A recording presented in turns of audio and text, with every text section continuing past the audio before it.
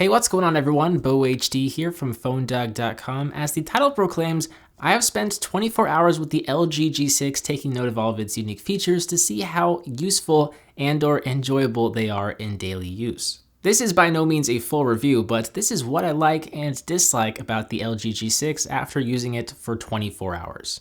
First, the build. LG has absolutely stepped it up in this department. This is the best built smartphone LG has ever created.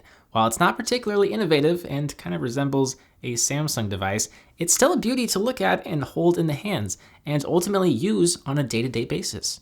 Now, I like to think I'm pretty careful with my tech, but even I am considering picking up a case for this device. I usually never throw my devices in a case, but I probably will with the LG G6.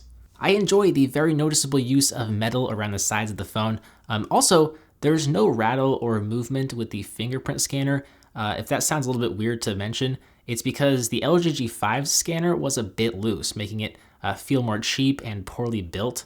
The biggest downside with the G6 is the lack of a removable battery, but that doesn't matter too much to me as I never really strayed too far away from a charger, and there is a significantly larger 3300 mAh battery inside of this phone. I guess it's hard to say that doesn't matter to me based off of only using the phone for 24 hours. You can say that I have high hopes for this non-removable battery. The last comment I have for the build is just that I miss the rear-facing volume buttons. Those rear-facing buttons really defined LG's flagship smartphone, and quite frankly, I think rear-facing buttons are better than the side buttons we have here.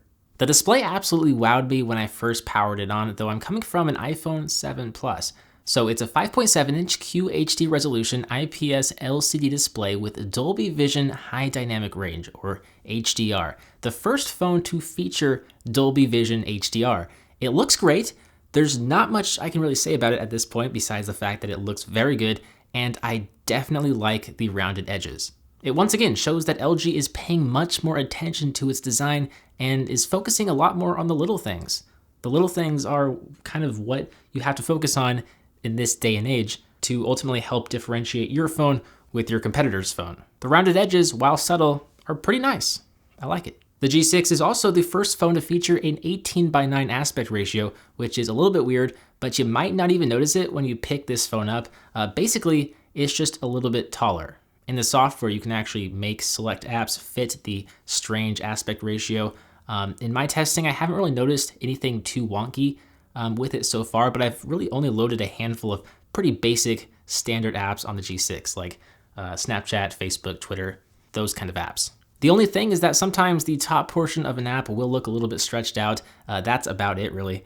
Also, when you're watching a YouTube video, for example, there will be black bars on the left and right hand side, which is a little bit weird because usually if there are black bars at all, they'd be on the top and bottom.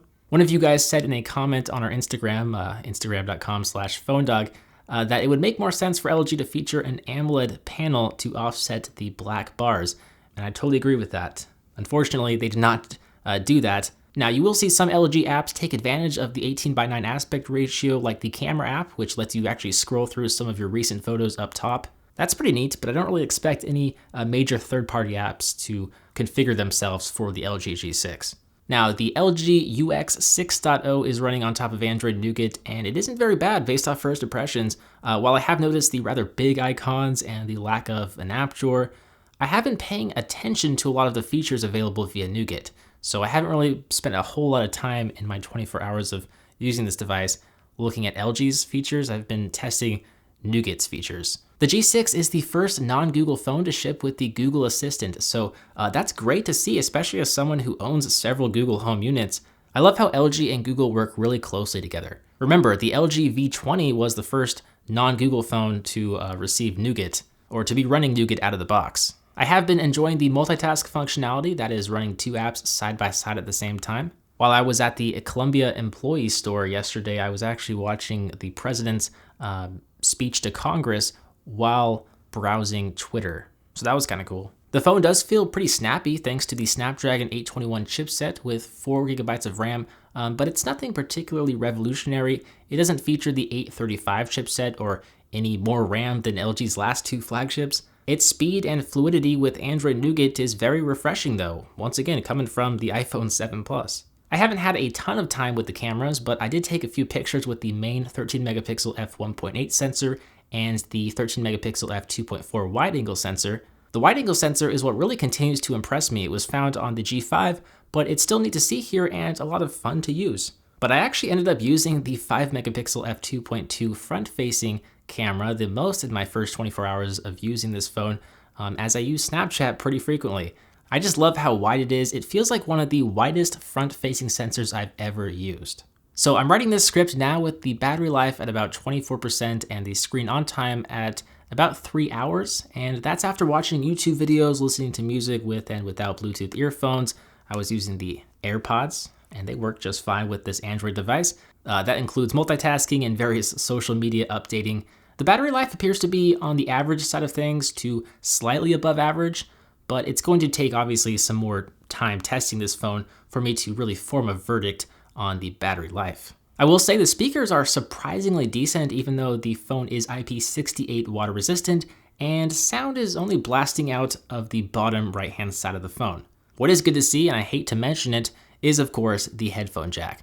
I haven't used it yet, but it's there if I need it. So after spending 24 hours with the LG G6, I have high hopes for this phone. It is shaping up to be quite a beast. There's not really a lot that I dislike about this phone, and I can't wait to test it further and continue to use it as my daily driver. So yes, I am using this as my daily driver with Verizon.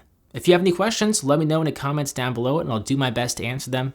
As always guys, thank you for watching. I'm BoHD from PhoneDog.com. If you enjoyed this video, a thumbs up would be much appreciated. Maybe subscribe if you're brand new. I will see you guys in the next one. See ya.